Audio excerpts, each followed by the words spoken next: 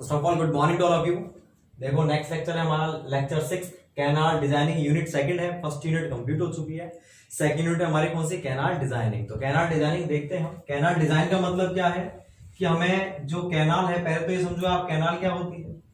एक तो हमारी रिवर जो मैं आपको बता चुका हूं, ये तो है नेचुरल वाटर बॉडी जिसमें नेचुरली पानी बह रहा है, ठीक है। उस रिवर से हम किसी दूसरी जगह पानी ले जाना चाहते हैं तो हम किसके थ्रू लेके जाएंगे? एक आर्टिफिशियल चैनल बनाएंगे। उस आर्टिफिशियल चैनल को हम क्या बोलेंगे? कैनाल। तो कैनाल का डिजाइनिंग कैसे होगा? लास्ट चैप्टर हम देख चुके हैं, एफिशिएंसी पढ़ा था हमने और इरिगेशन रिक्वायरमेंट पढ़ी थी। तो रिक्वायरमेंट के आधार पर हम पता कर पाते हैं कि कितने डिस्चार्ज के लिए हम कैनाल को डिजाइन करेंगे। अब अगर हमें पता है कि इतने डिस्चार्ज के लिए हमें कैनाल को डिजाइन करना है तो हम क्या चीज निकालेंगे? उसकी विड्थ कितनी है, डेप्थ कितनी रहेगी और स्लोप कितनी रहेगी। ये तीनों चीज देखना ही क्या कहलाता है? कैनाल का डिजाइनिंग कहलाता है। तो कैनाल की हम डिजाइनिंग कर चुके हैं। डिजाइनिंग के बाद में भी कुछ प्रॉब्लम्स होती हैं जिन प्रॉब्लम्स को हम पहले से ही कंसीडर करके चलते हैं। क्या क्या प्रॉब्लम्स होती हैं कि हमने देखा भाई धीरे धीरे करते हुए हमने डेप्थ तो रखी थी इसकी, मान लीजिए 1 मीटर, लेकिन ये आधा मीटर 1 साल के अंदर ही भर गई कैनाल। तो कैनाल की डिस्चार्ज कैरिंग कैपेसिटी क्या हो गई? कम हो गई। वो भर क्यों गई वो देखते हैं हम अभी। और कई जगह क्या होता है कि कुछ सेक्शन पे कैनाल हमारी यहां से वहां तक, अलवर से जयपुर तक की थी, तो रास्ते में क्या हुआ, बीच में हमने देखा कि कैनाल की जो विड्थ है वो बहुत ज्यादा हो चुकी है, कैनाल ऐसी हो चुकी है। ये दो प्रॉब्लम्स क्यों हो रही है? क्या प्रॉब्लम्स है ये? समझ में आई बात आपको? एक तो क्या होता है कि कैनाल जो है उसकी डेप्थ जो है अपनी भर चुकी है, मतलब आधी रह गई डेप्थ या कम हो गई। कैनाल भरती जा रही है, डेप्थ कम होती जा रही है, या क्या और उसकी विड्थ बहुत ज्यादा बढ़ती जा रही है। इन दोनों में से कुछ एक प्रॉब्लम हो रही है उत्पन्न, तो उसको हम क्या बोलते हैं वो देखते हैं हम। तो दो प्रॉब्लम्स उत्पन्न होती हैं, एक तो है उनमें से सिल्टिंग और दूसरी है स्काउरिंग। तो सिल्टिंग का मतलब क्या होता है? पहली है हमारी सिल्टिंग और दूसरी है स्काउरिंग। तो सिल्टिंग का मतलब क्या होता है? सिल्टिंग का मतलब है जो हमारे पानी में जो पार्टिकल्स हैं, वो पार्टिकल्स क्या है, पानी के साथ बहते बहते बीच में सेटल हो रहे हैं। वो सेटल क्यों होंगे? आप सोच सकते हो कि वो बह क्यों रहे थे। वो बह रहे थे क्योंकि उनका जो वेट है वो पानी की वेलोसिटी के कारण जो फोर्स लग रहा है, मान लीजिए ये पार्टिकल है और ये पानी बह रहा है ऐसे, तो इसके कारण इस पर एक फोर्स लगेगा। कौन सा? Drag force. वो जो ड्रैग फोर्स लग रहा है पार्टिकल के ऊपर, उसकी वैल्यू ज्यादा है और जो इसका वेट है पार्टिकल का वो क्या है? कम है। तो वो बैठ नहीं पा रहा नीचे। बात क्लियर है? पार्टिकल बैठ नहीं पा रहा। लेकिन अब क्या हुआ, आपने उसकी वेलोसिटी और ज्यादा हो गई तो बिल्कुल नहीं बैठेगा। लेकिन अगर ऐसा हुआ कि जो पार्टिकल है उसका वेट है ज्यादा, या फिर उल्टा कहा जाए वेलोसिटी क्या है? कम है, इन दोनों में से कुछ भी हुआ तो पार्टिकल नीचे बैठ जाएगा। बैठ जाएगा तो उसके बॉटम धीरे धीरे बढ़ने लगेगा, बढ़ने लगेगा, बढ़ने लगेगा और कुछ हद तक वो पूरा पैक हो जाएगा। बात क्लियर है? ये जो प्रोसेस है पानी में उपस्थित पार्टिकल का कैनाल की बॉटम या साइड में बैठ जाना, इसी को हम क्या बोलते हैं? सिल्टिंग। बात क्लियर है? सेकंड देखो, स्काउरिंग का मतलब क्या है? स्काउरिंग का मतलब है इरोडेशन, मतलब झड़ जाना। कि अब जो वेलोसिटी थी, ये हमारे कैनाल थी, ये इसमें पानी बह रहा है, उसकी वेलोसिटी नॉर्मल वेलोसिटी से बहुत ही ज्यादा है। बहुत ज्यादा होगी तो भी क्या होगा, जो साइड है धीरे धीरे इसके पार्टिकल्स हटने लगेंगे, हटने लगेंगे, हटने लगेंगे और जो कैनाल है उसकी शेप ही चेंज हो गई। अब इस तरह के कैनाल हो चुका है हमारा ऐसा। तो ये जो अब शेप बनी है ये किसके कारण बनी है? इरोडिंग के कारण। इसको हम क्या बोलते हैं? स्काउरिंग। तो स्काउरिंग क्या होती है? कैनाल की साइड या बॉटम में से जो पार्टिकल्स है उनका हट जाना या झड़ जाना क्या कहलाता है? स्काउरिंग कहलाता है। तो ये दोनों प्रॉब्लम्स उत्पन्न होती हैं। अब अगर हम कैनाल का डिजाइनिंग करेंगे तो हम सीधी सी बात है, हम ये चाहेंगे कि दोनों ही प्रॉब्लम्स उत्पन्न न हो। बात क्लियर है? तो हम कैसा चैनल का या कैसे कैनाल का डिजाइनिंग करेंगे जो कैसा हो? Non scouring and non silting. Non scoring non silting channel का डिजाइनिंग करेंगे। जो ऐसे चैनल होते हैं जिनमें ना तो स्कोरिंग होती है और ना ही सिल्टिंग होती है, उन्हें हम क्या बोलते हैं? Regime channel. Regime channel. तो देखो, रिवर हमारी रिजिम चैनल हो सकती है क्या? कभी नहीं हो सकती। रिवर क्या नेचुरल वाटर बॉडी है, आप उसको कंट्रोल नहीं कर पाओगे, तो रिवर कभी भी रिजिम चैनल नहीं हो सकते। कैनाल को बना सकते हैं क्या? अपन बना सकते हैं, लेकिन फिर भी 100% ये नहीं होता।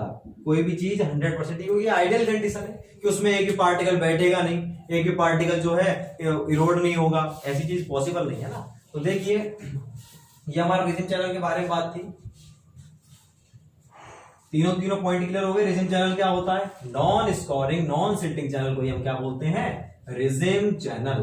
अभी कैनाल से रिलेटेड कुछ बातें करेंगे, उसके बाद में फिर मैं आपको बताऊंगा, इनसे क्वेश्चंस बनते हैं छोटे मोटे, इसके बाद फिर मैं आपको बताऊंगा कि हमारी कैनेडी थ्योरी क्या है और लेसी थ्योरी क्या है, उनके बारे में आगे देखेंगे हम। इन दोनों से पहले काफी सारी थ्योरीज आई, एल पेंडल की थ्योरी आई और हमारे शील्ड ने एक्सपेरिमेंट किया था। सबने अपने अपने एक्सपेरिमेंट किए थे कि भाई जो हमारी कैनाल है उसमें से पार्टिकल इरोड ना हो पाए या पार्टिकल सेट ना हो पाए, इन चीजों के बारे में डिस्कस किया था और काफी सारे एक्सपेरिमेंट किए थे। तो उनमें से एक शील्ड था। शील्ड ने क्या एक्सपेरिमेंट किया था? शील्ड ने एक क्राइटेरिया दिया पूरा एक्सपेरिमेंट करने के बाद में, उस क्राइटेरिया को ही बताऊंगा मैं आपको, क्योंकि मैं केवल आपको इफेक्टिव चीज बताऊंगा जो चीज आपको लेस अमाउंट में ज्यादा फायदा करे। बात क्लियर है? बताने को बहुत सारी चीजें हैं इरिगेशन इंजीनियरिंग में और अदर सब्जेक्ट्स के अंदर, लेकिन मैं केवल आपको वही टॉपिक्स बताऊंगा जो काम के हैं और जो आपके एग्जाम में पूछे जाएंगे। तो आप कॉन्सेंट्रेट रहें, इधर उधर की चीजें नहीं करेंगे अपन 100 चीजें, ना ही मेरे को कोई ग्रंथ बनवाने इतने मोटे मोटे। बात क्लियर है? साइंटिस्ट नहीं बनाना है आपको, केवल जेएन बनना है आपको, तो उसके लिए आप कॉन्सेंट्रेट रहें।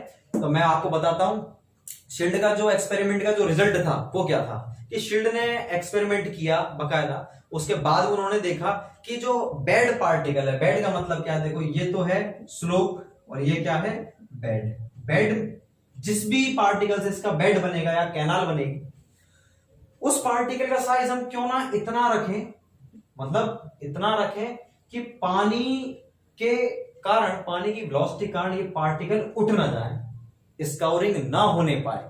तो इनका पार्टिकल का आप कितना रखोगे, इनका जो इनकी जो टोटल वेट है कितना रखा जाए या कितना साइज रखा जाए। तो उन्होंने एक मिनिमम क्राइटेरिया दिया कि डी जो है डायमीटर पार्टिकल का, अगर आप 11 गुणा आर गुणा एस से ज्यादा या बराबर रखते हो तो उसके अंदर उस कैनाल में स्काउरिंग नहीं होगी। तो नॉन स्कोरिंग के लिए शील्ड ने, कौन से वैज्ञानिक थे? शील्ड ने क्या क्राइटेरिया दिया? इस क्राइटेरिया बोलते हैं शील्ड का क्राइटेरिया, बहुत इंपॉर्टेंट है। आपसे एग्जाम में जो पूछेगा वो क्वेश्चंस मैं आपको इन लेक्चर्स के अंदर ही बताऊंगा। आपको ना तो कोई बुक पढ़ने की जरूरत है, ना ही कोई अदर क्वेश्चंस देखने की जरूरत है, कुछ करने की जरूरत नहीं है आपको, केवल इन पर कॉन्सेंट्रेट करें जो मैं क्वेश्चंस आपको बताता जाऊंगा।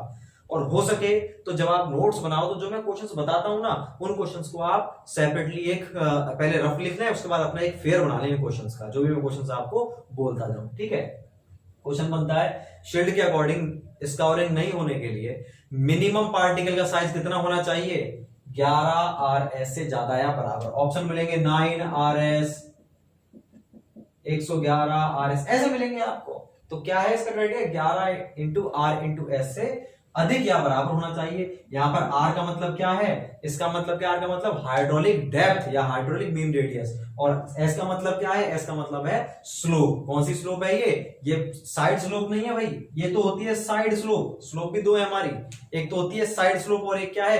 कैनाल को हम कैसे फ्लो करवाएंगे? Gravitational flow. तो ये जो सीधे जा रहा है उसको हमें थोड़ा बहुत टिल्ट करना पड़ेगा। तो ये जो हम लॉन्गिट्यूडनल स्लोप जो दे रहे हैं उस स्लोप को क्या बोलेंगे हम? ये है बेड स्लोप, कैनाल के बेड की स्लोप, कैनाल के साइड की स्लोप। बात क्लियर है? तो ये चीजें होती है हमारी D minimum greater than equal to 11 into R into S. आपको ये चीज ध्यान रखनी है। तो ये शील्ड का क्राइटेरिया था कि शील्ड का क्राइटेरिया बताइए नॉन स्कोरिंग चैनल बनाने के लिए क्या होता है? डी मिनिमम बेड पार्टिकल का साइज 11 आर एस से ज्यादा या बराबर होना चाहिए। आपको आर और एस की वैल्यू दे देता है तो भी आप निकाल सकते तीनों का गुणा करके कि इससे ज्यादा तो होना ही चाहिए।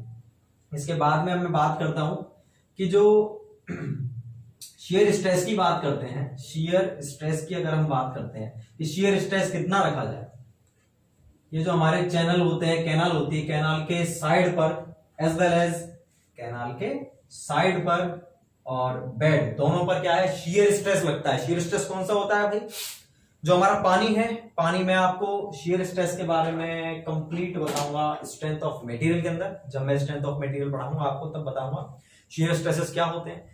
ये मान लीजिए हमारा सरफेस है, इस सरफेस पर ये कैनाल की साइड स्लोप है, ठीक है, पानी इस तरह से बह रहा है। इन दोनों की दोनों पानी और सरफेस के बीच में कौन सा स्ट्रेस लगा? सरफेस पर लग रहा है, जो सरफेस को चाह रहा है कि आगे चला जाए इस तरह से खिसक करके, उसको काटने की कोशिश कर रहा है। इस स्ट्रेस को हम क्या बोलेंगे? इसको बोलेंगे शियर स्ट्रेस। तो शियर स्ट्रेस कितना लगता है? साइड पर अलग लगता है और बॉटम पर अलग लगता है। साइड पर तो कितना लगेगा? ये साइड पर लगता है ये 0.2 की वैल्यू है, ये टो की वैल्यू है, टो बराबर 0.75 gamma into R into S, ये फॉर्मूला है साइड पर। और यहां पर कितना लगेगा, यहां लगेगा टू बराबर gamma into R into S. बात क्लियर है। यहां पर गामा क्या है, unit weight of liquid. Liquid में भाई कुछ भी हो सकता है क्योंकि ये सीवेज के लिए भी एप्लीकेबल होता है, इसलिए मैं आपको बता रहा हूं। आर का मतलब हाइड्रोलिक डेप्थ,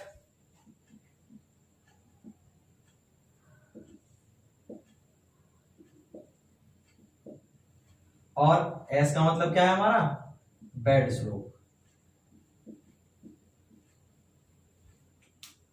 बात क्लियर है। तो ये तीनों चीजें हैं हमारी अलग अलग।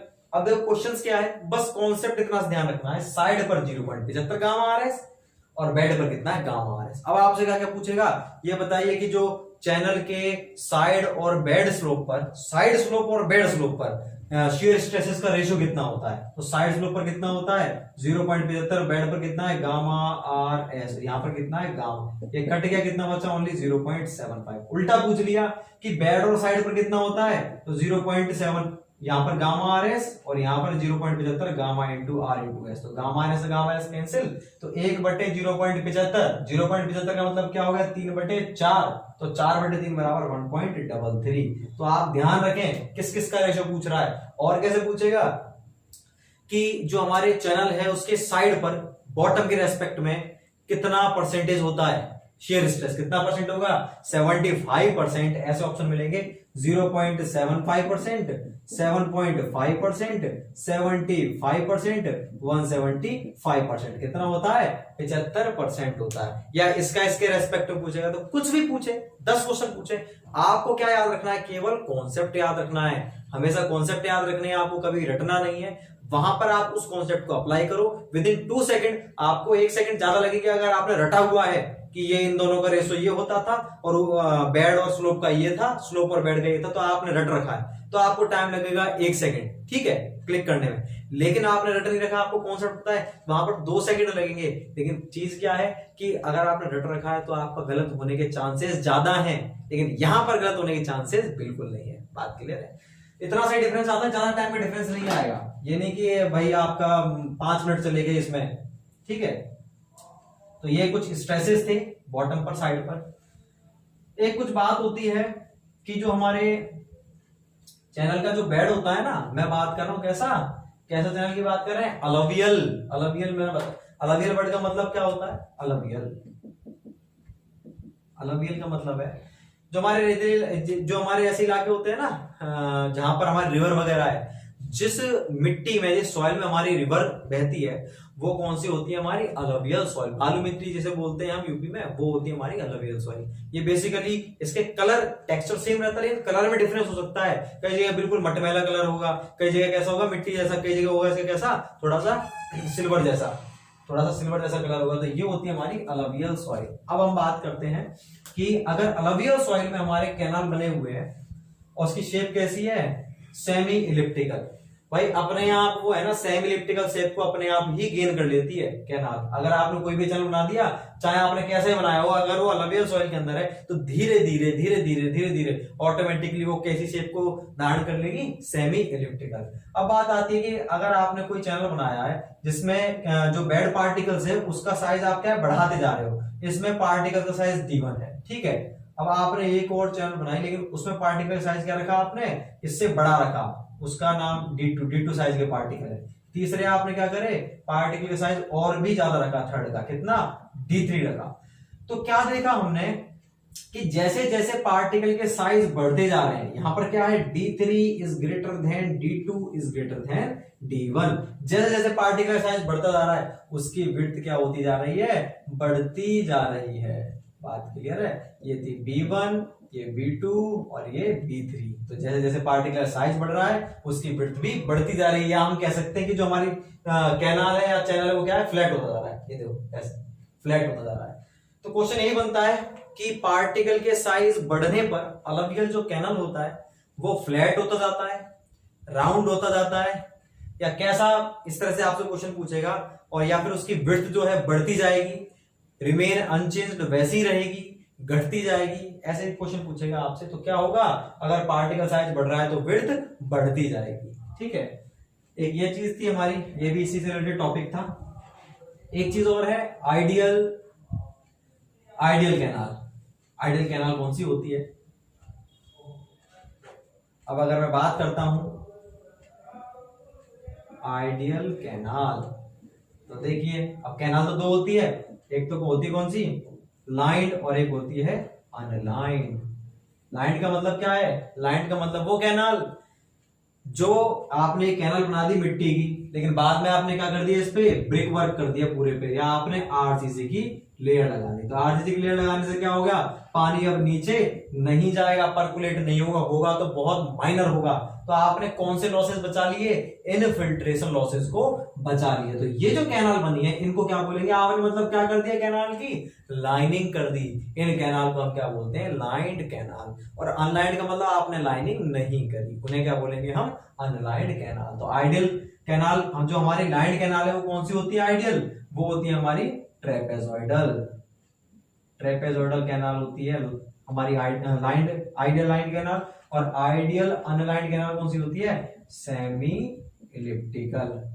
सेमी इलिप्टिकल ये होती है हमारी कौन सी, आइडियल अनलाइंड कैनाल। बात क्लियर है? तो ये कुछ बातें थी हमारी कैनाल से रिलेटेड, उसके डिजाइनिंग पैरामीटर्स कौन कौन से होते हैं, कौन सी लाइंड होती है, कौन सी अनलाइंड होती है, इनमें रीजन का मतलब क्या होता है, स्काउरिंग क्या है, सिल्टिंग क्या है। तो हमने मोटा मोटा इन सब चीजों के बारे में देख लिया है कि कौन सी चीज क्या होती है क्या नहीं है। अब हम बात करेंगे किस चीज के बारे में, अब हम बात करेंगे लेसी और कैनेडी थ्योरी के बारे में। अब ये हमने केवल बेसिक चीजें पढ़ी थी। अब जो हमारी कैनाल जो डिजाइनिंग होती है, कैनाल की डिजाइनिंग आप कैसे करोगे, आप ऐसा कैनाल बनाओगे, आपको डिस्चार्ज मालूम है, आप उस डिस्चार्ज के लिए ऐसी कैनाल बनाओगे जिसमें ना तो स्कॉरिंग हो और ना ही सिल्टिंग हो। लेकिन ऐसा तो पॉसिबल है नहीं कि किसी में स्कॉरिंग सिल्टिंग दोनों चीजें नहीं हो रही, थोड़ा बहुत तो होगा ही, क्योंकि आइडियल चीज पॉसिबल नहीं है। फिर भी हम कोशिश करेंगे कि ऐसी कैनाल हो जिसमें ये चीजें क्या हो, मिनिमम हो। तो अब उसके लिए सबसे पहले जो हमारे कैनेडी हैं, कैनेडी ने क्या किया, एक एक्सपेरिमेंट किया। कहां पर किया, उन्होंने बहुत सालों तक ऑब्जर्व किया, अपर बरी दोआपर किया था उन्होंने। कैनेडी ने अपनी थ्योरी दी थी। वो चाहते क्या थे, वो ये चाहते थे कि इस कैनाल को मुझे डिजाइन करना है। मान लो उन्होंने एक कैनाल का डिजाइन कर दिया ट्रेपेजॉइडल का। फिर उन्होंने देखा कि इसमें क्या हो रहा है, क्या प्रॉब्लम आ रही है। कुछ साल बाद इसमें नीचे इस तरह से सेडिमेंट जमने लगे सेडिमेंट। तो क्या हो गया, जमने लगे, तो उस डिस्चार्ज के लिए डिजाइन किया था। डेप्थ हमने स्पेसिफाई डिजाइन करके निकाली थी, लेकिन अब डेप्थ तो क्या है, कम हो गई। क्यों कम हो गई, नीचे का पोर्शन भर चुका है इसलिए। तो उस डिस्चार्ज के लिए अब ये वाली डेप्थ और एरिया सूटेबल नहीं है। बात क्लियर है? तो क्या किया जाए, फिर उन्होंने देखा क्यों बैठ रहा है, तो इसमें सारा का सारा जो खेल था वो केवल वेलोसिटी का था। क्यों था वेलोसिटी खेल, भाई डिस्चार्ज क्या होता है, area into velocity. Velocity change होती रहेगी, एरिया तो कांस्टेंट रहेगा, लेकिन एस तो एरिया भी वेरी कर रहा है। तो डिस्चार्ज एरिया इनटू वेलोसिटी होता है, हम एरिया को कांस्टेंट रखें। वेलोसिटी को अगर हम एक फिक्स कर दें कि इतनी वेलोसिटी में पार्टिकल सेटल क्यों हो रहे थे। ये हमारा एक पार्टिकल था, आगे पानी में था, ये पार्टिकल बिल्कुल मिड में है। अब क्या है, इसका वेट है कुछ, और यहां से पानी के द्वारा इसके ऊपर फोर्स लग रहा है, कौन सा, ड्रैग फोर्स। अब वो जो पार्टिकल है नीचे बैठने की कोशिश कर रहा था, लेकिन ड्रैग फोर्स के कारण वो आगे बहता जा रहा है, बैठ नहीं पा रहा है। क्यों नहीं बैठ पा रहा, क्योंकि ड्रैग फोर्स की वैल्यू ज्यादा है और ये जो वेट है उसका वो क्या है, कम है, इसलिए नहीं बैठ पा रहा। और ड्रैग फोर्स की वैल्यू ज्यादा क्यों है, क्योंकि वेलोसिटी क्या है, ज्यादा है। ड्रैग फोर्स आप जानते हैं एफ डी, ड्रैग फोर्स आप जानते हैं क्या होता है, drag force F D is to half C D into rho into V square. Half C D rho V square, ये फ्लूइड मैकेनिक्स के अंदर फॉर्मूला देखा होगा आपने, ड्रैग फोर्स का। ये सी डी ड्रैग कोएफिशिएंट होता है, रो क्या है, डेंसिटी ऑफ लिक्विड या density of fluid, air water कुछ भी, पानी की डेंसिटी, ये कांस्टेंट है। ये एरिया, प्रोजेक्टेड एरिया पार्टिकल का, वो भी कांस्टेंट है। ये क्या है, वेलोसिटी। जितनी ज्यादा वेलोसिटी होगी उतना ही ज्यादा क्या होगा, ड्रैग फोर्स होगा। तो वही तो बात हो रही थी कि वेलोसिटी क्या है, ज्यादा है, तो ड्रैग फोर्स क्या है, ज्यादा है उस पार्टिकल के ऊपर। और ड्रैग फोर्स ज्यादा हो तो वो बैठने देगा ही। ये वाला फोर्स तो ज्यादा है, ये वाला फोर्स कम है, तो बैठने नहीं देगा उसको, सीधा लेके चला जाएगा। अब क्या हो, वेलोसिटी कम हो जाए। अगर वेलोसिटी कम हो गई तो क्या हो जाएगा, ड्रैग फोर्स की वैल्यू कम, और ड्रैग फोर्स की वैल्यू अगर कम हो गई तो पार्टिकल धीरे धीरे करके नीचे सेट हो जाएगा। आपने देखा होगा भाई अपने घर में क्या होता है, कई बार गंदा पानी आता है नल में, तो अपन बोतल में पानी ले लेते हैं या फिर ग्लास में लेते हैं, देखते हैं कि पार्टिकल्स क्या ऐसे घूम रहे हैं पूरे में। लेकिन उस बोतल को अपन उठा, पानी भर के उस बोतल को अपन रख देते हैं, तो कुछ टाइम बाद, 1 घंटे 2 घंटे बाद वो मिट्टी पूरी पूरी नीचे बैठ जाती है। क्यों भाई? क्योंकि आपने पानी को स्टिर कर दिया। स्टिर मतलब बिल्कुल रोक दिया पानी को आपने। वहां पर रोकने के बाद में क्या हुआ, उसकी वेलोसिटी हो गई 0। जब वेलोसिटी 0 हो गई उसकी, तो ड्रैग फोर्स क्या हो गया, 0 हो गया। तो पार्टिकल अपने वेट के कारण कहां जाएंगे, नीचे तो जाएंगे। ग्रेविटेशनल लॉ यही तो कहता है, ग्रेविटी के कारण सारी चीजें कहां है, नीचे जाएंगी। अपने आप को रोक नहीं पा रहा था वो पार्टिकल, कहां चला गया, नीचे। पहले क्यों नहीं, पहले क्यों घूम रहा था, उसमें वेलोसिटी थी तो ड्रैग फोर्स लग रहा था बोतल के अंदर। अब तो कुछ भी नहीं लग रहा, तो अब वो पार्टिकल पूरा पूरा नीचे बैठ चुका है। तो ये पूरी पूरी कहानी थी इस चीज की। तो हमें एक चीज क्या समझ में आई कि या तो, और दूसरी बात क्या है, वही नदी में पानी बह रहा है और पानी के अंदर क्या है, हमने एक कंकड़ को डाल दिया। कंकड़ थोड़ा मोटा रहता है, तो वेलोसिटी कितनी भी थी लेकिन कंकड़ क्या है, नीचे बैठ गया। एक तो पार्टिकल की बात हो रही है और एक कंकड़ की बात हो रही है, ठीक है, पेबल की बात, दोनों चीजों की बात हो रही है। तो एक तो बड़ा सा पार्टिकल था वो तो नीचे बैठ गया अपने आप ही, वेलोसिटी से उसको कोई मतलब ही नहीं है। और दूसरे जो छोटे छोटे पार्टिकल थे वो वेलोसिटी के अकॉर्डिंग बैठ रहे थे। जब वेलोसिटी कम हो रही थी केवल तभी बैठ रहे थे, जब वेलोसिटी ज्यादा थी तब नहीं बैठ पा रहे थे। तो दोनों ही केस में क्या हो रहा है, जब ये पार्टिकल बड़ा था तो उसका क्या है, वेट ज्यादा है। वेट ज्यादा है तो अपने वेट के कारण बैठ गया नीचे। वेट ज्यादा था, ये वाला फोर्स कम था। और दूसरी बात क्या हुई कि आपने ये वाला फोर्स मतलब वेलोसिटी को कम कर दिया तो ये फोर्स कम हो गया, तो जितना भी वेट था उस वेट के कारण पार्टिकल नीचे बैठ गया। इसका मतलब क्या है कि एक वेलोसिटी ऐसी थी जिस वेलोसिटी पर, हमारी वेलोसिटी पहले हमने कर रखी थी मान लीजिए 2 मीटर पर सेकेंड, और पार्टिकल जो है बहते जा रहे हैं, बैठ नहीं पा रहे। वेलोसिटी को हमने थोड़ा सा कम किया, 1.9, 1.8, 1.7, 1.6, 1.5, 1.3 to 1.1। जैसे ही 1.1 मीटर पर सेकेंड हमारी वेलोसिटी थी, तब तक पार्टिकल क्या है, बह रहे थे, बैठ रहे थे।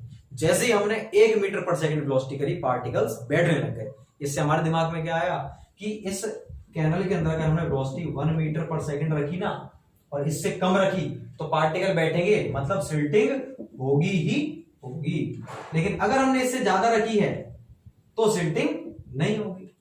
ये जो वेलोसिटी थी, इस वेलोसिटी को तो ढूंढना था। इस वेलोसिटी को ही हम क्या बोलते हैं, इस वेलोसिटी को बोलते हैं क्रिटिकल वेलोसिटी।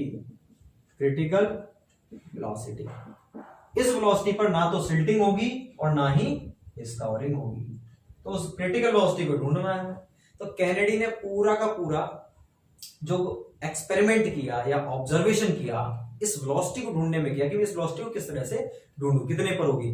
उन्होंने बहुत सारी चीजें देखी थी, उन सभी चीजों को अपन 1 बाय 1 देखेंगे। उन्होंने क्या क्या बातें बोली थी उनको आप ध्यान से सुनेंगे। उन पॉइंट पर ये क्वेश्चन बनते हैं और जरूर बनता है। लास्ट ईयर भी क्वेश्चन आया था, 2 क्वेश्चन बने थे इसी टॉपिक पे, छोटे से टॉपिक पर। तो पहले मैं बताता हूं कि जो हमारे कैनेडी थे वो अपने इंजीनियर थे, साइड इंजीनियर थे, और ये थे 1895 में, ठीक है। और ये कहां पर थे, ये थे अपने एक्चुअल में अपर बरी दुआब। पहले तो पाकिस्तान और भारत क्या है, एक ही था। तो अपर बरी दुआब, दुआब का मतलब आप जानते होंगे, दुआब, दुआब क्या होता है, 2 नदियों के बीच का जो स्थान है उसको अपन क्या बोलते हैं, दुआब बोलते हैं, ठीक है। तो जैसे मान लीजिए एक तो ये नदी है और एक नदी यहां से यूं आ रही है, इन दोनों के बीच का जो प्लेस है उस प्लेस को क्या बोलेंगे अपन, दुआब बोलेंगे। अपर बरी दुआब फिलहाल प्रेजेंट है, पाकिस्तान में पड़ता है अपने। तो अपर बरी दुआब पर उन्होंने एक्सपेरिमेंट किया था, वहां की नदियों पर वहां पर उन्होंने एक्सपेरिमेंट किया था। 5 नदियों के बीच का जो स्थान है उसे क्या बोलेंगे, पंजाब बोलेंगे। और दुआब क्या है हमारा, 2 नदियों के बीच का स्थान है। तो इन्होंने वहां पर एक्सपेरिमेंट किया था और उन्होंने चीजों को ऑब्जर्व किया, और उन ऑब्जर्वेशन के आधार पर उन्होंने अपनी अपनी बातें बताई कि ऐसा होता है, वैसा होता है। क्या क्या बातें बताई उन्होंने, पहली बात तो ये बताई, उन्होंने जो स्टडी करी थी वो उन्होंने स्टडी करी थी किस पर, उन्होंने स्टडी करी थी ट्रेपेजोइडल सेक्शन पर, ठीक है। पहले मैं कैनेडी के बारे में बताऊंगा, एक एक चीज कैनेडी के बारे में बताऊंगा। उन्होंने किस पर स्टडी करी, ट्रेपेजोइडल। इनको आप अपने आप लिखते जाएंगे, मैं तो बोलूंगा आपको। तो ट्रेपेजोइडल सेक्शन पर उन्होंने स्टडी करी थी सबसे पहले। और इन्होंने क्या, जो भी चैनल जिसमें सिल्टिंग नहीं हो रही, स्कोरिंग नहीं हो रही, उसको क्या मान लिया, regime channel. All channels in which silting and scoring is not observing, दो channel are called as regime channel according to Kennedy. Kennedy के अनुसार वो चैनल जिनमें सिल्टिंग स्कोरिंग अकर नहीं हो रही, हो ही नहीं पा रही, उन्हें क्या बोल दिया उन्होंने, मान लीजिए अलवर से लेकर जयपुर तक के लिए कैनाल बनाई, इन्होंने यहाँ पर देखा राजगढ़ में जाकर के कि यहाँ तो सिल्टिंग स्कोरिंग हो ही नहीं रही, तो उसको ही क्या बोल दिया भाई, तो रिजिम चैनल है। स्टार्ट में देखा अलवर में नहीं हो रही सिल्टिंग स्कोरिंग, क्या बोल दिया, रिजिम चैनल है। आगे नहीं देखा उन्होंने हो रहा है क्या नहीं हो रहा, मतलब किसी भी सेक्शन पर देखा जहां पर भी सिल्टिंग स्कोरिंग नहीं हो रही, उसको क्या बोल दिया, रिजिम चैनल है सेक्शन जहां पर सिल्टिंग स्कोरिंग नहीं हो रही। तो इनके अकॉर्डिंग सभी चैनल कौन से थे, non scoring non silting channel are regime channel, non scoring and non silting channels are regime channel. ठीक, अब इन्होंने क्या बात बताई नेक्स्ट, कि जो हमारी सिल्ट है जो नीचे बैठ रहा है, उसको बैठने से कौन रोक रहा है, रोकेगा कैसे कोई, जब कोई उसको बीच में ऐसे सपोर्ट करे सिल्ट को।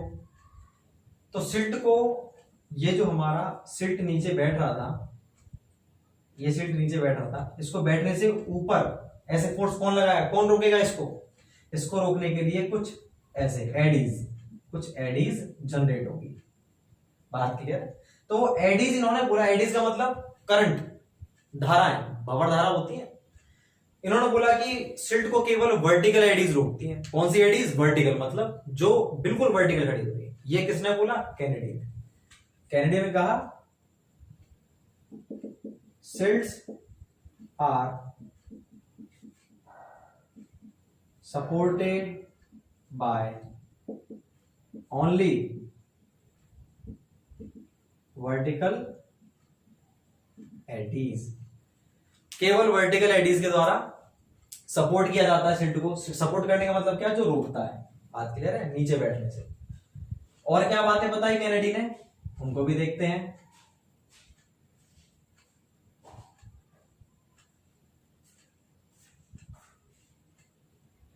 ये जो हमारा वेलोसिटी है, क्रिटिकल वेलोसिटी, वो क्रिटिकल वेलोसिटी के बारे में आपको बता चुका हूं अभी।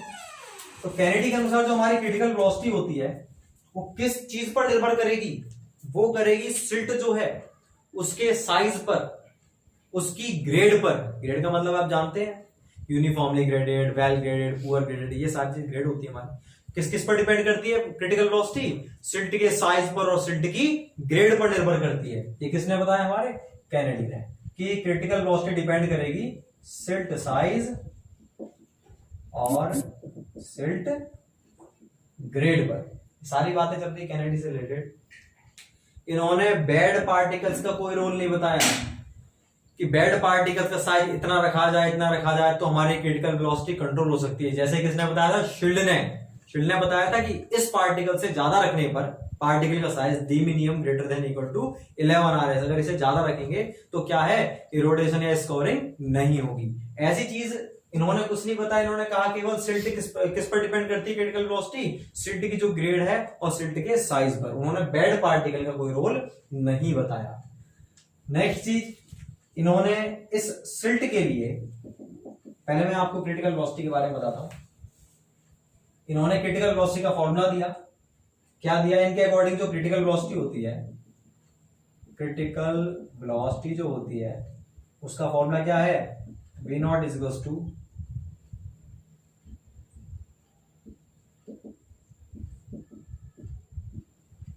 V not is equal to 0.55 m into Y to the power 0.64।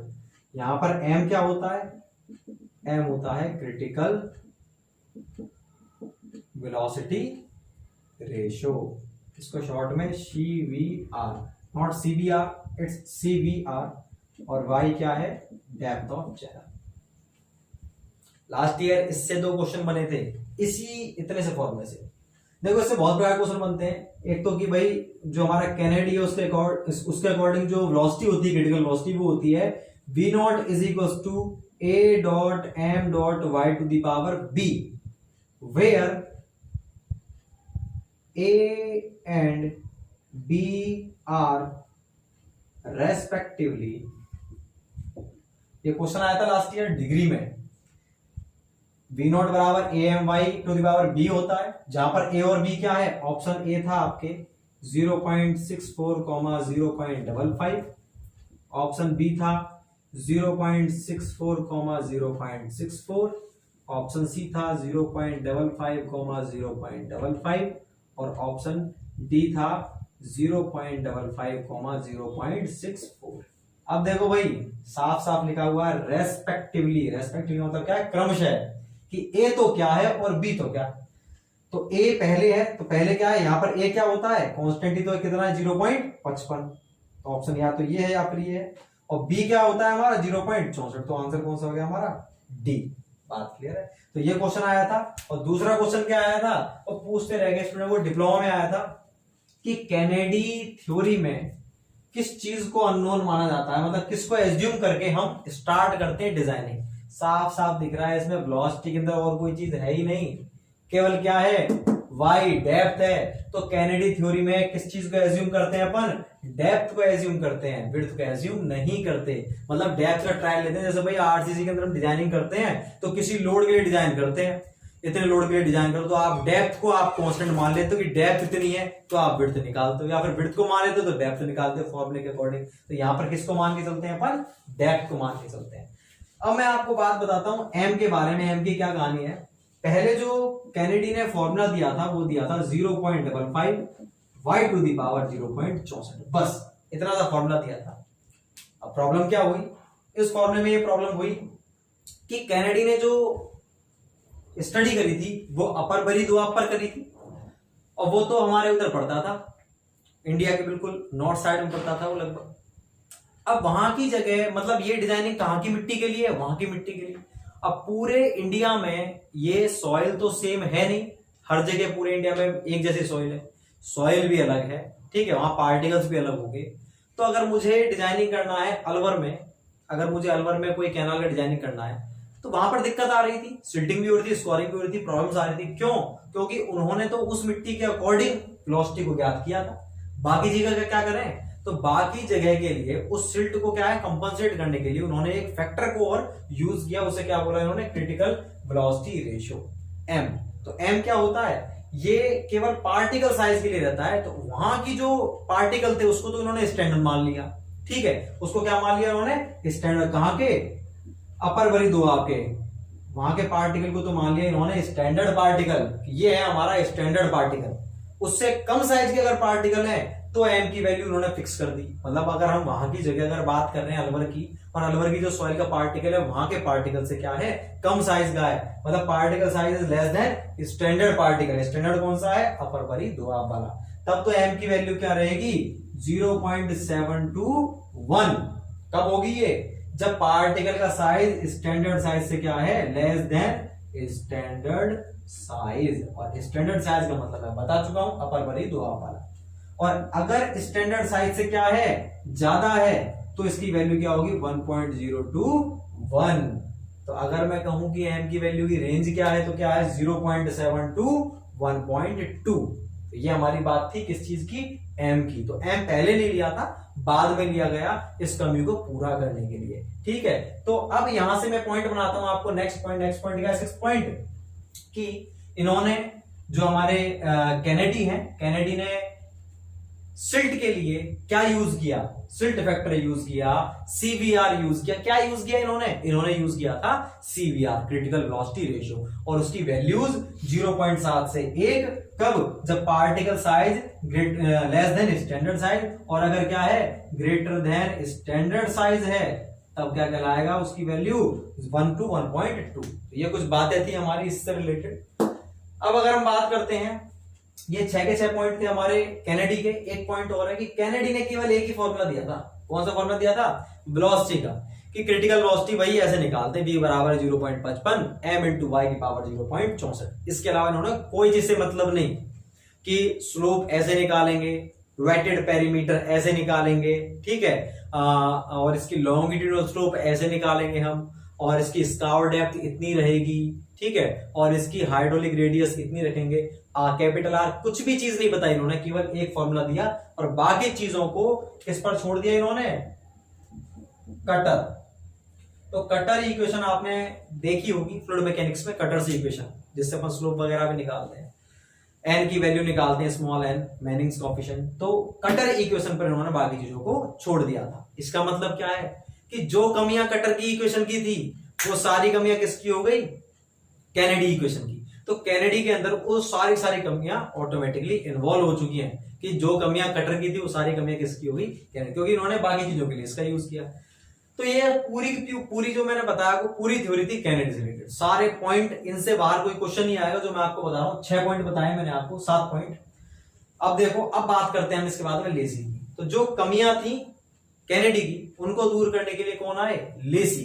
Lesi ने 1938 के समथिंग एक्सपेरिमेंट किया था और इन्होंने, ये थे साइट इंजीनियर थे ये हमारे, वो एग्जीक्यूटिव इंजीनियर थे। ये कहां पर थे इंजीनियर, ये थे हमारे इंजीनियर यूपी के अंदर, ठीक है। तो इन्होंने उत्तर प्रदेश में कुछ नदियों में, कुछ कैनाल पे इन्होंने स्टडी की, ऑब्जर्वेशन किया, उसके बाद में अपनी थ्योरी को इन्होंने निकाला। तो इन्होंने काफी सारे पॉइंट बताए थे लेसी ने, वो क्या है, इनसे बिल्कुल डिफरेंट है। जो इनकी कमियां थी उन सारी चीजों को पूरा किया किसने, लेसी ने। लेसी ने एक चीज का एक पैरामीटर निकालने के लिए खुद की इक्वेशन दी थी और उन इक्वेशन से ही क्वेश्चंस बनते हैं, मैं आपको बताऊंगा।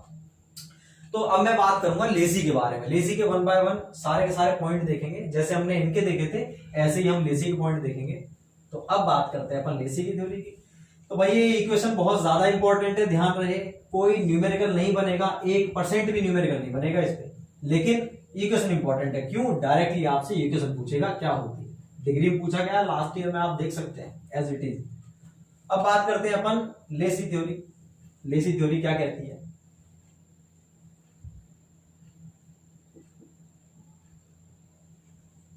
देखिए लेसी थ्योरी। लेसी थ्योरी जिस पर ऑब्जर्वेशन किया था, किस पर, सेमी एलिप्टिकल चैनल, उन्होंने ट्रेपेजोइडल पर किया था, इन्होंने सेमी एलिप्टिकल। 1 बाय 1 लिखते जाएंगे, जैसे आपने कैनेडी में लिखा था ऐसे ही 1 बाय 1 लिखेंगे। इन्होंने किस पर किया था, ट्रेपेजोइडल चैनल, इन्होंने सेमी एलिप्टिकल चैनल पर स्टडी की थी। सेकंड पॉइंट क्या है अपना इसका, कि जो लेसी है उन्होंने तो क्या बता दिया था कि जहां जो भी non regime, non scoring channel को रिजिम चैनल बोल दिया। इन्होंने क्या बताया था लेसी ने, 3 डेफिनेशन दी थी रिजिम की। कौन कौन सी, 3 डेफिनेशंस, 3 रिजिम्स। कौन कौन से, इनिशियल,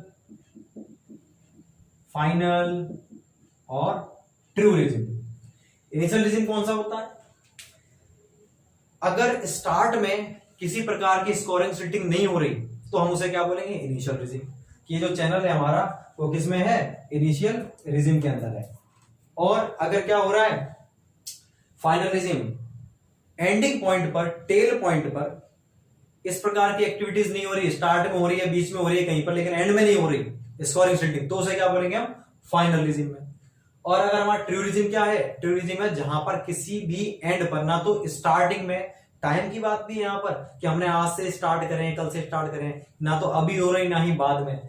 तो ट्रू रिजिम है through out the length, through out the period, कभी भी क्या नहीं हो रही उसके अंदर, सिल्टिंग स्कोरिंग नहीं हो रही, तो हम उसे क्या बोलेंगे, ट्रू रिजिम बोलेंगे। बात क्लियर है। तो तीनों मैं आपको बता चुका हूं। और ट्रू रिजिम केवल कब, ये आइडियल कंडीशन है, होती ही नहीं है, ये तब होगा जब सिल्ट कांस्टेंट हो, सिल्ट ग्रेड कांस्टेंट हो, तब होगा। ऐसा हो सकता है क्या भाई, वो नेचुरल चीज है, पार्टिकल अपने आप ही उठ के आते हैं जहां से आ रहे हैं पीछे से नदी के अंदर, ऐसा नहीं कोई पार्टिकल डाल रहा है ऑटोमेटिकली, जो तो उनका साइज कोई फिक्स नहीं रहता है। तो केवल तब होती है जब सारी slope, bed slope, side slope, channel के जो हमारे सिल्ट ग्रेड है, सिल्ट चार्ज, सिल्ट लोड, सारी चीज क्या हो, कांस्टेंट हो, तब जाकर के ट्रू रिजिम प्राप्त होगा। ऐसा पॉसिबल ही नहीं है, आइडियल कंडीशन है।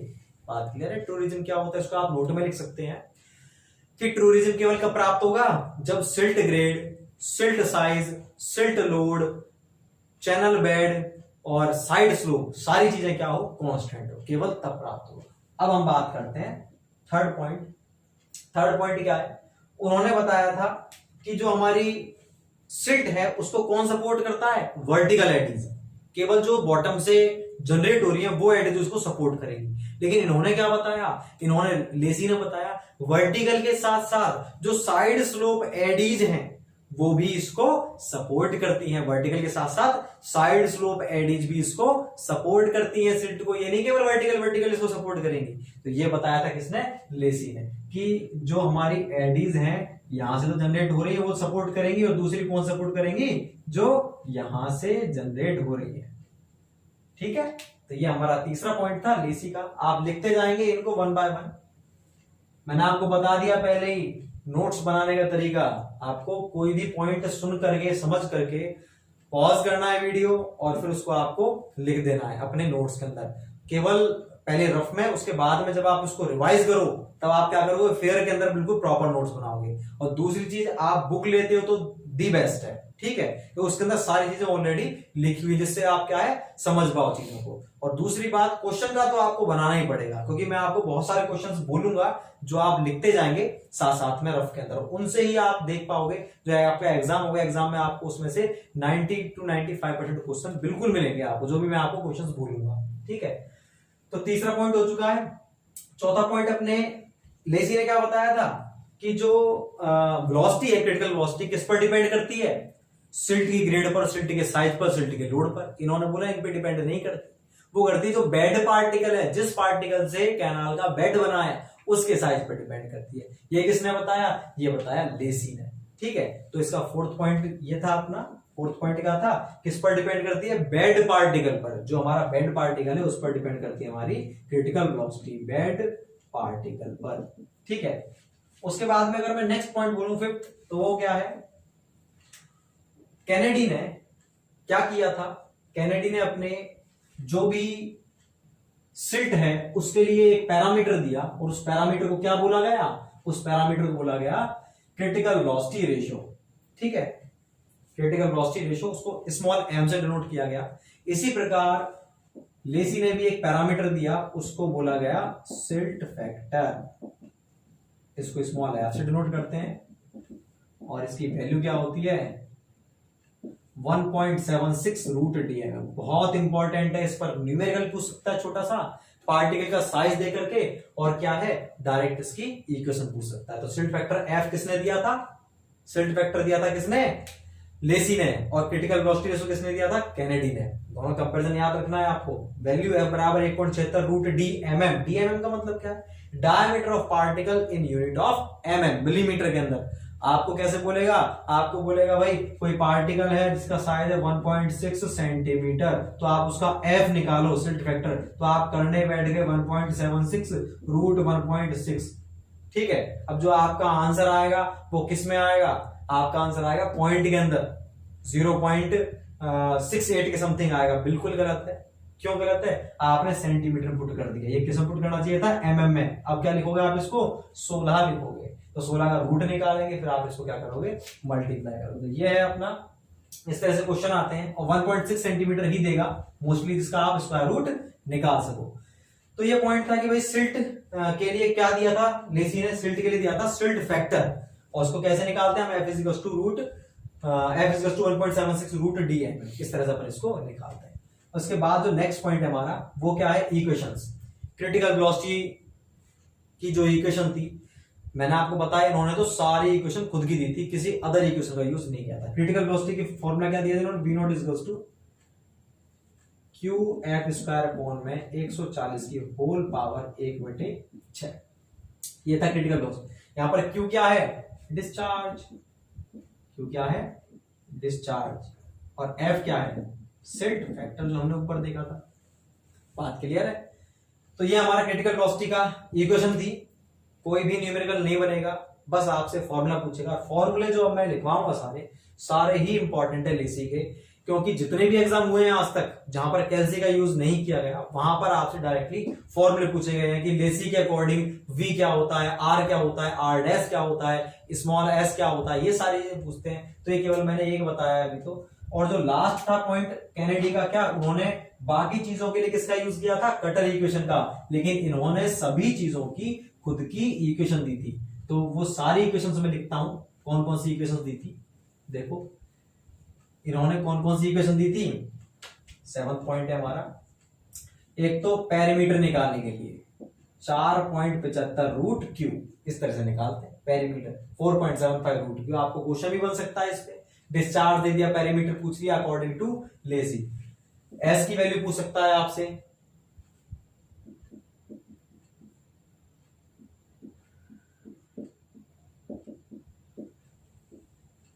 ये किसकी वैल्यू है हमारे, ये वैल्यू है, ये जो हमारी वैल्यू है एस स्लोप की वैल्यू है, हमारे स्लोप की वैल्यू है, जो कौन सी स्लोप है, बेड स्लोप है, बेड स्लोप की वैल्यू है S to F to the power 3/5 3340 Q की पावर 1/6। इसके बाद में अब अगर हम बात करते हैं पेरीमीटर एस, उसके बाद में आती बात हाइड्रोलिक डेप्थ की, ये 5/2 वी स्क्वायर बाय एफ की होल पावर, केवल ये रहता है इसका formula V square by F.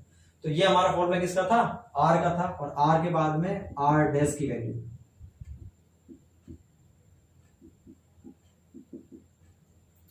1.35 Q square by F की होल पावर 1/3। तो अब देखो आर डैश क्या है, ये है स्कार डेप्थ। एक सेकेंड,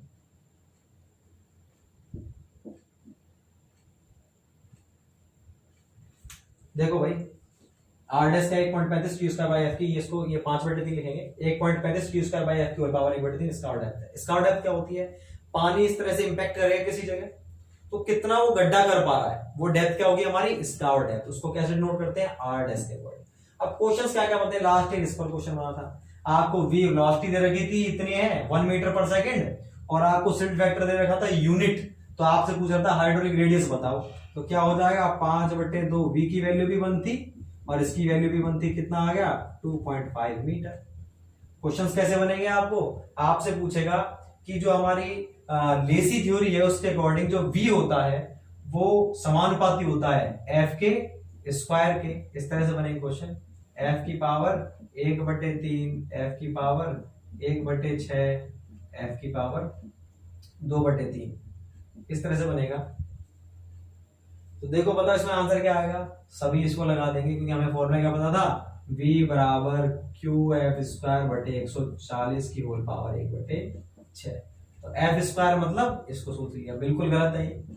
देखो एफ स्क्वायर की भी पावर क्या है 1/6, मतलब 2 गुणा 1/6 बराबर 1/3। तो आंसर क्या आएगा हमारा,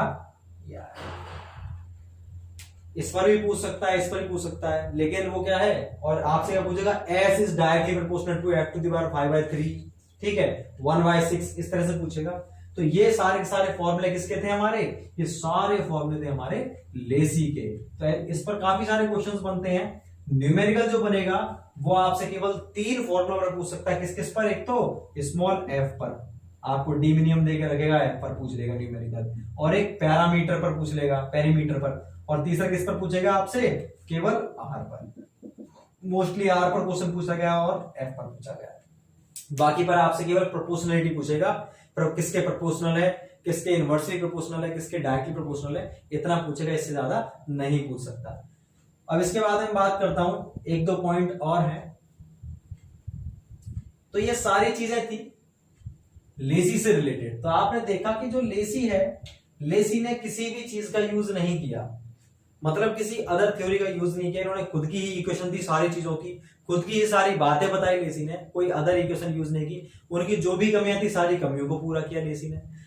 अब बात आती है कि क्वेश्चन भी बनता है, एक वैज्ञानिक थे हमारे गैरेट, इन्होंने क्या किया, जैसे आपने स्टील टेबल देखी है, उसमें क्या होता है भाई, ISMB 300 बोल दिया आपको, तो आप क्या कर रहे हो, आपने उसकी टॉप विड्थ ली, सारी चीज लेकर के एक एक चीज कैलकुलेट कर रहे हो, क्या क्या कर रहे हो, उसका IX CG निकाली इसकी भाई, X बार निकाला, Y बार निकाला, IXX IYY J, सारी चीज निकाल रहे हो 1 बाय 1, कितना ज्यादा टाइम लग रहा है, तब जाके हम क्वेश्चन स्टार्ट कर पाएंगे। लेकिन किसी एक व्यक्ति ने क्या किया, जितने भी सेक्शन थे ISMB 300 405 जो भी थे, उन सबको पहले से कैलकुलेट कर लिया और उसको एक टेबल के रूप में लिख दिया। अब क्या करो, आप स्टील टेबल का यूज करते हो, क्वेश्चन करते तो आप पढ़ना पढ़ के देख लेते हो, ISMB इसके तो CG है, ये अपन को डायरेक्ट ही कराया मिल गया, ठीक है। तो यही चीज क्या की थी, गैरेट नाम के व्यक्ति ने की थी। क्या करी थी गैरेट ने, कि डिफरेंट डिफरेंट डिस्चार्ज के लिए उन्होंने यूज किया कौन सी इक्वेशन का, कैनेडी इक्वेशन v नॉट बराबर 0.55 m डॉट y की पावर 0.64, इस इक्वेशन का यूज किया और इस इक्वेशन के आधार पर उन्होंने डिस्चार्ज पता था, अलग अलग डिस्चार्ज के लिए 2 मीटर क्यूब 3 4 5 डिफरेंट डिस्चार्ज के लिए इसका यूज करते चले गए और क्या निकाल लिया उन्होंने, वो जो हमारी कैनाल है कि इतने डिस्चार्ज के लिए तो इतनी डेप्थ चाहिए और इतनी विड्थ चाहिए, ये दोनों चीज निकालते रहे हर चीज के लिए। और फिर उन्होंने क्या कर दिया, एक टेबलेटेड फॉर्म में, एक टेबल के रूप में और एक डायग्राम्स के रूप में अलग अलग बना दिया कि इनके लिए तो इतने डिस्चार्ज के लिए तो ये रहेगी डिजाइनिंग, इतने डिस्चार्ज के लिए ये रहेगी डिजाइनिंग, तो उन्होंने बहुत सारे डायग्राम्स बना दिए। अब क्या सुविधा हो गई, अब अपन उन डायग्राम्स को लेकर चले जाएंगे साइट पे और किसी ने बोला भाई इतने डिस्चार्ज के लिए आप बताओ क्या रहेगी डेप्थ और उसको डिजाइनिंग करो, तो आपको करने की जरूरत ही नहीं पड़ेगी। आपने पेज पलटे और देखा इतने डिस्चार्ज के लिए ये तो डेप्थ रहेगी, ये किसने बताया हमको, गैरेट ने। तो गैरेट ने क्वेश्चन क्या बनता है, गैरेट के जो उन डायग्राम को बोलते हैं गैरेट डायग्राम, कि Garrett diagram are made by using Kennedy theory, Lacey theory, Khosla theory, Bligh's theory. तो कौन सी थ्योरी का यूज करके बनाए जाते हैं ये, कैनेडी थ्योरी। तो गैरेट डायग्राम को बनाया जाता है कैनेडी थ्योरी का यूज करके। तो गैरेट ने किसका यूज किया था, गैरेट डायग्राम कैसे बनाया जाता है, कैनेडी थ्योरी का यूज करके, ठीक है। और वहां पर इन्होंने जो गैरेट ने जो सेक्शन माना था कैनाल का या चैनल का, कैसा माना था, ट्रेपेजॉइडल, ठीक है।